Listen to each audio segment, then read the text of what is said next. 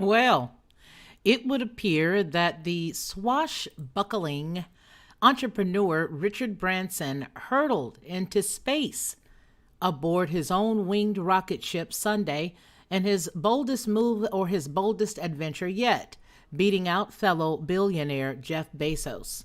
Nearly 71 years old, Branson has 5 crew members go with him. And yeah, I think it's quite amazing. I mean, how many times do you see somebody in his age category bold enough to do the stuff that he does? But he did it. So let's get right into the story. So it says here that swashbuckling entrepreneur Richard Branson hurtled into space aboard his own winged rocket ship on Sunday in his boldest adventure yet, beating out fellow billionaire Jeff Bezos. The nearly 71-year-old Branson and a crew of five crewmates from his Virgin Galactic space tourism company reached an altitude of about 53 miles or 88 kilometers over New Mexico desert, enough to experience 3 to 4 minutes of weightlessness and to see the curvature of the Earth, and then safely glide home on a runway landing. 17 years of hard work to get this far, a jubilant Branson said as he congratulated his team on the trip back aboard the sleek white space plane named Unity. Well, let's look at this. Let's just see exactly what's going on. We'll watch it here together. 5, 3, 2, 1. Release, release, release. Clean release. Ignition. Good rocket motor burn. There's Mach 1 trimming now.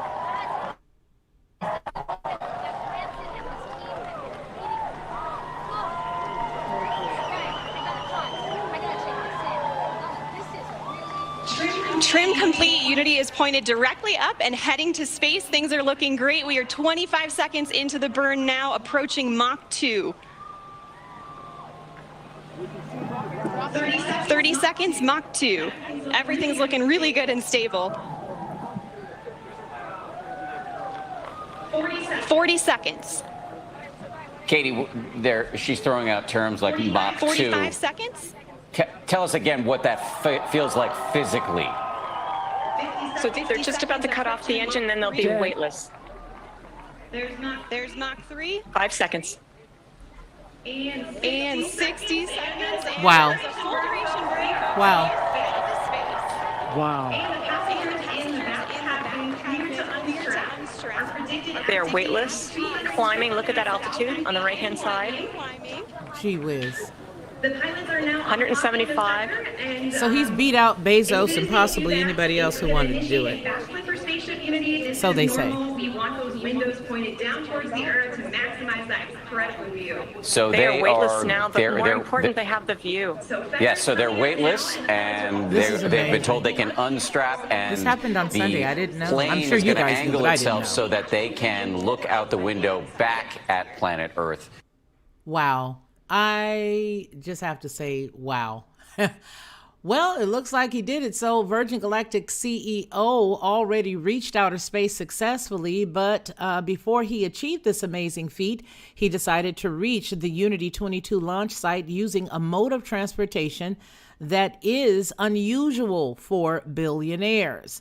He was caught riding only a bike to reach the area before the space flight. However, to keep him safe, his bodyguards and Range Rovers were still beside him.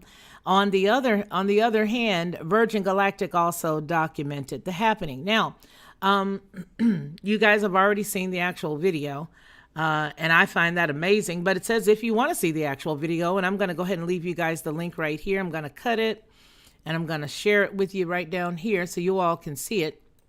But I do find it quite amazing. I really do. So there you go.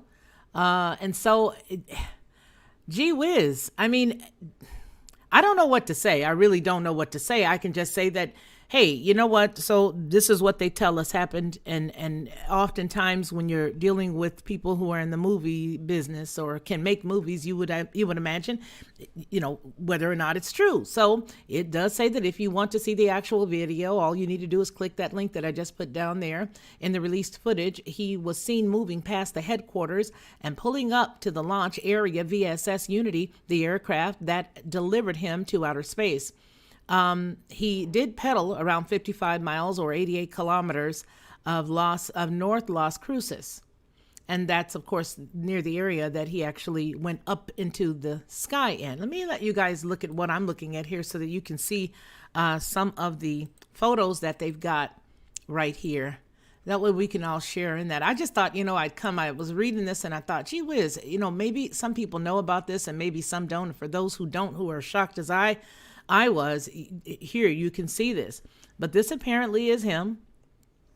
And he is one of those people who are he's a daredevil, as it were, like an evil Knievel of sorts.